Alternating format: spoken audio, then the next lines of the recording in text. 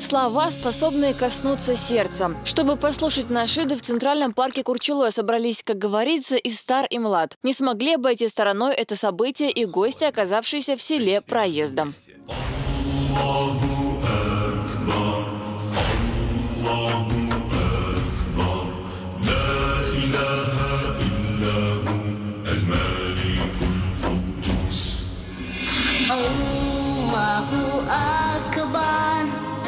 Аллаху Акбар, Я Рахману Ирхам Ду'фана.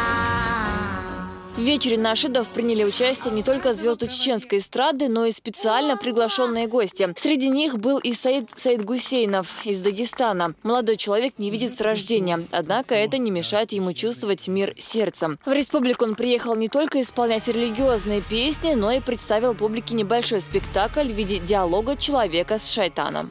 Всевышний запер нас и лишил свободы только ради того, чтобы его рабам было хорошо. Но эго ваше порой бывает хуже нас. Субханаллах.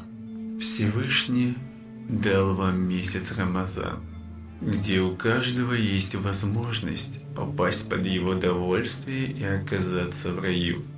Альхамдулиллах. Всевышний Аллах закрыл врата ада и открыл врата рая, проявляя к вам свою милость. Альхамдулиллах. А еще вам в этот месяц дана ночь. Ночь Ляйлятуль Кадр, которая бывает раз в году. Альхамдулиллах. Расскажи, как вы там без нас. Помнится мне, когда я привязывал тебя 3 узлами, чтобы ты не стал на утренний намаз. И скажу, у меня неплохо получалось. Тебе всегда приходилось возмещать их. Среди тех, кто в этот вечер пришел в Центральный парк, был и глава администрации Курчуловского района Идрис Черхигов. Для всех постящихся здесь был организован коллективный ифтар, а самые маленькие могли полакомиться мороженым. По решению президента регионального фонда имени Кадырова Аймани Несиевны исполнителю из Дагестана вручили денежное вознаграждение. Седа Сапарова и Дани Хавхаров. Новости.